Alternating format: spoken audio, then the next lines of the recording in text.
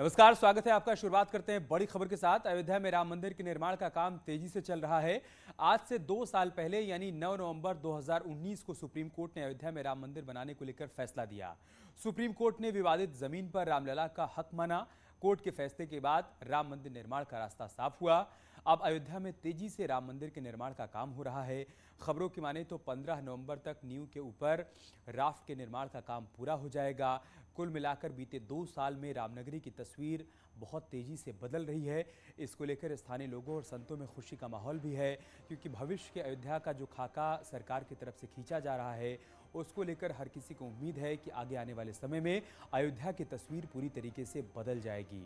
यहाँ पर लोग रामलला के दर्शन के लिए आएंगे, पर्यटन कारोबार बढ़ेगा, जिससे व्यवसायियों को भी फायदा होगा और साथ ही साथ राम की जीवन गाथा के बारे में हर किसी को बहुत करीब से जानने का मौका भी मिलेगा। तो बीते 2 साल में अयोध्या की तस्वीर कितनी बदली है, ये भी न्यूज़ 18 आपको समय समय पर दिखाता रहा है।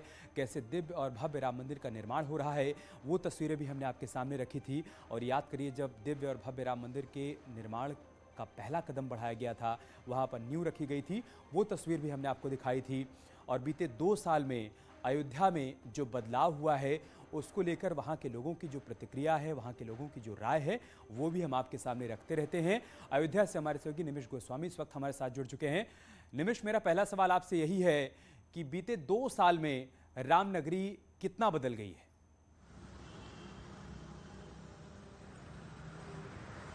देखिए, 2 साल हुआ फैसला आए और 2 साल में हजारों साल की आयु के लिए मंदिर की नींव का निर्माण हो चुका है। तो ये भी एक उपलब्धि है और भव्य मंदिर का निर्माण हो रहा है। बुनियाद का काम पूरा हो चुका है, प्लिंथ का काम कर रहा है। अयोध्या में विकास की बात अगर करें तो राम मंदिर के साथ अयोध्या भी सतत विकास हो रहा है, चाहे फिर राम की पैड़ी हो, राम कथा संग्रहालय हो और भी तमाम सरयू के तट हो, या अयोध्या के नगर निगम और अयोध्या के अंदरों की व्यवस्था की बात की जाए।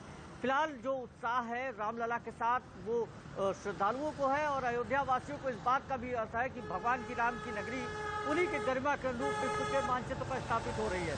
शायद यही वजह है कि अयोध्या मुख्यमंत्री की प्राथमिकताओं में है और इसकी वजह है कि आज अयोध्या सुर्खियों में है। कभी पिछली सरकारों में उपेक्षित रहने वाली अयोध्या अपने मूलभूत स्वरूप को खो रही थी और आज त्रेता की अयोध्या अगर कहा जाए, चाहे वो दीपोत्सव का आपने देखा भव्य आयोजन है और जो अयोध्या में दीपोत्सव के दरमियान दिखाई गई वो भी त्रेता की थी। तो फिलहाल राम मंदिर के फैसले आए 2 वर्ष हुए हैं और 2 वर्ष में जो विकास हुआ है, इसको बिल्कुल कह सकते हैं कि बहुत ही बेहतरीन अयोध्या को उसकी गरिमा के अनुरूप विकास हो रहा है। और साथ ही रामलला का भव्य मंदिर हजारों लोगों की, करोड़ों लोगों की आस्था का जो मंदिर था वो भी बनकर तैयार हो रहा है। 2 वर्ष में हजारों वर्ष की आयु के लिए मंदिर की बुनियाद भरकर तैयार हो चुकी है और जल्द ही मंदिर निर्माण भी पूरा हो जाएगा। 15 नवंबर तक अभी प्लिंथ का निर्माण पूरा होगा और इसके बाद फिर प्लिंथ के ऊपर स्ट्रक्चर रखा जाएगा।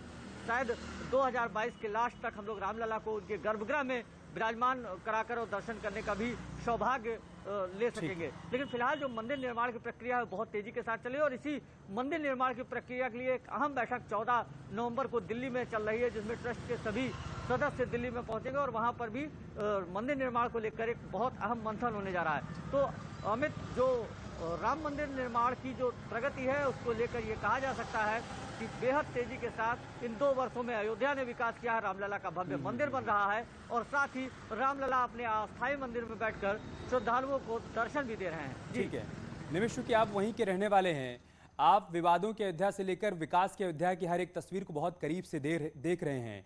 जितनी विकास की परियोजनाएं वहां पर चल रही हैं, उनको देखते हुए भविष्य की अयोध्या किस तरीके से बनकर, सजकर, संवरकर तैयार होगी, थोड़ा उसके बारे में बताइए दर्शकों को। अमित, जो बिल्कुल आपका ये सवाल, अयोध्या का भविष्य एक बार सतयुग की अयोध्या बनेगी। जिस तरीके से तैयारियां हैं अयोध्या में प्रवेश के साथ, अयोध्या के जितने घाट हैं उन पर और अयोध्या के जो दीवारें हैं उन पर भगवान राम के जीवन पर आधारित चित्र अंकित हैं। घाटों का सौंदर्यीकरण हो चुका है, राम की पैड़ी सजकर अविरल जलधारा बह रहा है, जो लोगों के लिए, पर्यटकों के लिए आकर्षण का केंद्र है। और साथ ही अब रामलला के मंदिर के साथ अयोध्या की चौड़ीकरण की, रोड मार्ग चौड़ीकरण, मंदिर निर्माण के लिए तमाम तैयारियां और श्रद्धालुओं की सुविधाओं को जो प्राथमिकता दिया जा रहा है, निश्चय ही जिस तरीके की तैयारियां हैं अमित, ये कहा जा सकता है कि अयोध्या का जो विकास है, जो मूलभूत स्वरूप है, वो बहुत तेजी के साथ वापस आ रहा है और शायद यही वजह है कि इस समय पर्यटकों की संख्या में भी बहुत इजाफा हुआ। अमित, आप आम छुट्टियों के दिन की बात की जाए तो इस समय पर्यटक तेजी के साथ अयोध्या में आ रहे हैं, अपने आराध्य का भी दर्शन और ये कर रहे हैं। संख्या और बढ़ेगी राम की भविष्य में, नगरी निमिष, ये संख्या और बढ़ेगी जब भव्य और दिव्य राम मंदिर का निर्माण यहाँ पर पूरा हो जाएगा। बहुत शुक्रिया आपका हमारे साथ जुड़ने के लिए और तमाम जानकारी हम तक पहुँचाने के लिए।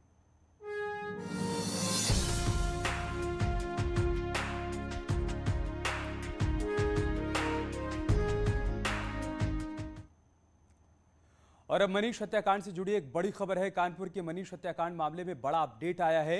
सीबीआई की टीम पहुंची मृतक के घर। मृतक की पत्नी को एफआईआर की कॉपी सौंपी गई है। गोरखपुर में हुई थी मनीष की हत्या। उसके बाद अब इस पूरे मामले की जांच पड़ताल सीबीआई की टीम कर रही है। कल देर रात सीबीआई की टीम मनीष के बर्रा स्थित आवास पर पहुंची। वहां पर मनीष की पत्नी को एफआईआर की कॉपी सौंपी गई है। 6 सदस्यीय टीम पूरे मामले की जांच पड़ताल कर रही है। मनीष हत्याकांड के बाद से ही लगातार ये मांग की जा रही थी कि इस पूरे मामले की जांच सीबीआई करे, जिसके बाद राज्य सरकार की संस्तुति पर अब सीबीआई इस पूरे मामले की जांच पड़ताल कर रही है। और पहला कदम ये बढ़ाया गया है कि एफआईआर की कॉपी मृतक मनीष के परिजनों को सौंप दी गई।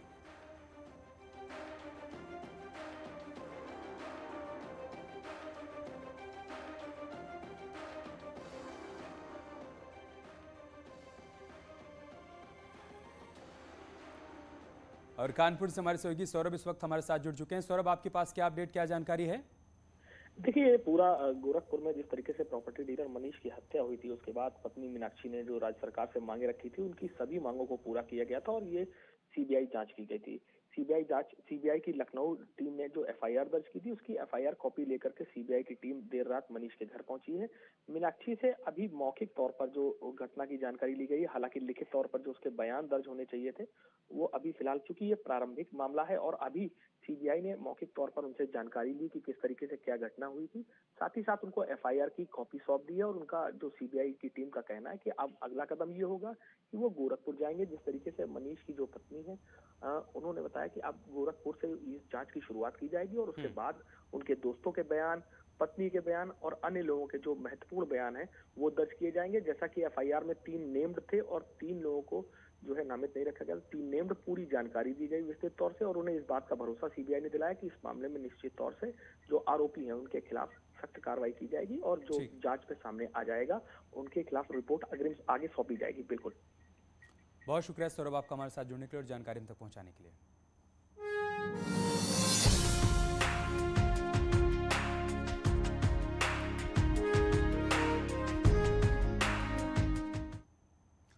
आज उत्तराखंड राज्य का स्थापना दिवस है। धामी सरकार राज्य स्थापना दिवस को इस बार उत्तराखंड महोत्सव के रूप में मना रही है, जो 7 दिनों तक चलेगा। महोत्सव के तहत गांव से लेकर राजधानी तक विभिन्न कार्यक्रम आयोजित किए जाएंगे।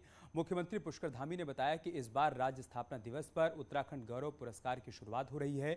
इसके तहत विभिन्न क्षेत्रों में उल्लेखनीय योगदान देने वाले 5 प्रतिष्ठित लोगों को पुरस्कृत किया जाएगा।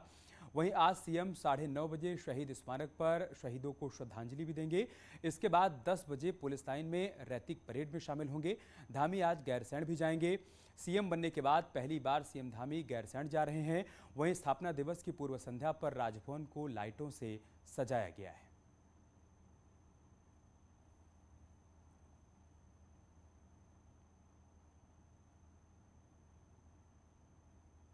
उत्तराखंड आज अपना 21वां स्थापना दिवस मना रहा है। हफ्ते भर तक कार्यक्रम चलेंगे, जिसे उत्तराखंड महोत्सव का नाम दिया गया है। कार्यक्रम की शुरुआत सबसे पहले मुख्यमंत्री कचहरी परिसर स्थित शहीद स्मारक जाकर करेंगे, जहां पर राज्य आंदोलन के शहीदों को श्रद्धांजलि अर्पित की जाएगी। उसके बाद मुख्यमंत्री पुलिस लाइन में आएंगे, जहां पर राज्य स्थापना दिवस का मुख्य समारोह आयोजित किया गया है। यहाँ पर राज्यपाल भी होंगे, जो रैतिक परेड की सलामी लेंगे और यहीं से मुख्यमंत्री का राज्यवासियों के नाम संबोधन भी होगा। चूंकि ये चुनावी साल है, इसीलिए मुख्यमंत्री के इस संबोधन से राज्यवासियों को बहुत सी उम्मीदें हैं। उनकी नज़र रहेगी कि आज मुख्यमंत्री देहरादून की पुलिस लाइन से जो समारोह है वहां से क्या संबोधन राज्य के नाम करते हैं, क्योंकि ये भविष्य का रोड मैप भी आज मुख्यमंत्री रख सकते हैं। इसके साथ साथ कुछ महत्वपूर्ण घोषणाएं भी आज हो सकती हैं इस मंच से। इसके बाद मुख्यमंत्री गैरसैंण जाएंगे, जहां पर ग्रीष्मकालीन राजधानी में राज्य स्थापना दिवस के कार्यक्रमों का आयोजन किया गया है। इस बार इस पूरे महोत्सव को उत्तराखंड महोत्सव का नाम दिया गया है और ये तय किया गया है कि सिर्फ राजधानी में नहीं, सिर्फ प्रमुख स्थानों पर ही नहीं, बल्कि गांव लेवल तक उत्तराखंड महोत्सव मनाया जाएगा। कैमरा पर्सन दीपक उपाध्याय के साथ सुनील नौप्रभात, न्यूज़ 18 देहरादून। उत्तराखंड के स्थापना दिवस पर राष्ट्रपति रामनाथ कोविंद ने प्रदेशवासियों को बधाई दी है। उन्होंने ट्वीट करते हुए लिखा है, उत्तराखंड के स्थापना दिवस पर राज्य के निवासियों को हार्दिक बधाई।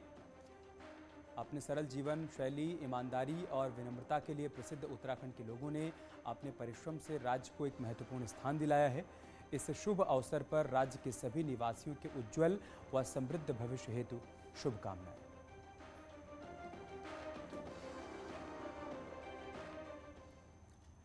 और अब खबर आगरा से, जहां पर एक पंचर बनाने वाले ने हवा से चलने वाला इंजन बनाया है।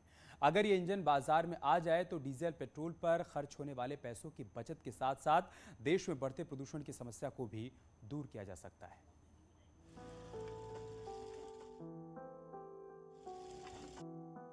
फतेहपुर सिकरी में एक पंचर बनाने वाले और 5वीं पास त्रिलोकी ने अपने साथियों के साथ मिलकर 14 साल की मेहनत के बाद हवा से चलने वाला इंजन तैयार किया है। त्रिलोकी का कहना है कि एक दिन पंचर ट्यूब में हवा भरते समय हवा टैंक का वॉल लीक हो गया और हवा के दबाव से हवा टैंक में लगा इंजन उल्टा चलने लगा, जिसको देखकर हवा से चलने वाला इंजन बनाने का विचार आया। इसके साथ ही त्रिलोकी का कहना है कि अगर यह इंजन बाजार में आ जाए तो इससे रेलगाड़ी से लेकर मोटरसाइकिल तक के इंजन को भी चलाया जा सकता है। इंजन की तकनीक इसलिए आई कि जैसे हम लोग पंचर का काम करते थे तो इसका जो बाल फेल हो गया टैंकर का, तो उससे दिमाग पे आई कि हवा में अच्छा खासा पावर होता है, इसलिए इसको इंजन को बनाने की ठानी और सक्षम भी हुआ। लागत का इसका टोटल नहीं आया है, वैसे इसमें 49.5 लाख का एक प्लॉट चला गया और 2.5 बीघे करीब जमीन चली गई। त्रिलोकी की टीम में शामिल संतोष चाहर का कहना है कि हमने इस मशीन में इंसान के फेफड़ों के जैसे 2 पंप लगाए हैं, जो इंसानी फेफड़ों की तरह हवा खींचता और फेंकता है और इस हवा के दबाव से इंजन चलता है। चाहर ने बताया कि हवा से चलने वाला इंजन बनाने के लिए खुद वेल्डिंग कर पुर्जे तैयार किए गए हैं। इसमें 14 वर्ष का समय लगा और ये हवा के दबाव से काम करेगा, जो गुणा के गुणनफल से चालू है। गुणा के गुणनफल से हवा का दबाव प्रेशर से बनेगा, उससे इंजन चलेगा। और आगे इसकी जो डिजाइन होने की और उसके ऊपर ताकत बढ़ेगी इसकी। अभी ये फिलहाल 45 के गुणा से चल रहा है, आगे इसमें 900 तक के गुणा में जाने की अनुसार ताकत है पीछे। इसको बाइक से लेकर के 2 पहिया वाहन से लेकर के भारी वाहनों में भी इस्तेमाल किया जा सकता है। इस तकनीक से सारे इंजन बनाए जा सकते हैं। इसको बैटरी लगाई, इसके पंप को अभी जो हाइड्रोलिक पंप हम लोग इसमें लगा के चला रहे हैं उसको चला देंगे रोटेट करने के लिए। इसके साथ ही त्रिलोकी की टीम ने इंजन का पेटेंट कराने के लिए सितंबर 2019 को आवेदन किया था, लेकिन तब इंजन तैयार नहीं था और बिना चालू इंजन दिखाए पेटेंट नहीं हो पा रहा था। न्यूज़ 18 के लिए फतेहपुर सिकरी से कामिर कुरैशी की रिपोर्ट। यार रुक रहे हैं छोटे से ब्रेक के लिए, जल्द लौटेंगे कुछ और खबरों के साथ।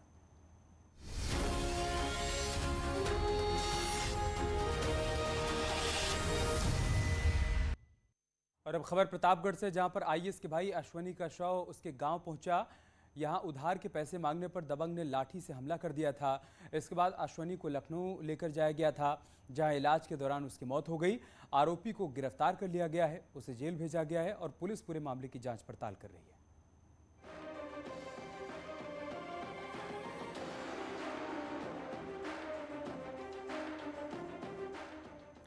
एक और बड़ी खबर की बात करते हैं। रिलायंस ने ईगल फोर्ड की शेल गैस संपत्तियों में अपनी हिस्सेदारी बेचने पर सहमति दे दी है। हालांकि इस सौदे के मूल्य का खुलासा अभी तक नहीं हुआ है। Reliance eagle Ford upstream holding ने ईगल फोर्ड शेल की संपत्तियों में अपनी हिस्सेदारी के विनिवेश के लिए समझौतों पर हस्ताक्षर करने की घोषणा की है। ये हिस्सेदारियां इन्वेस्टमेंट से ज़्यादा कीमत पर बेची गई हैं।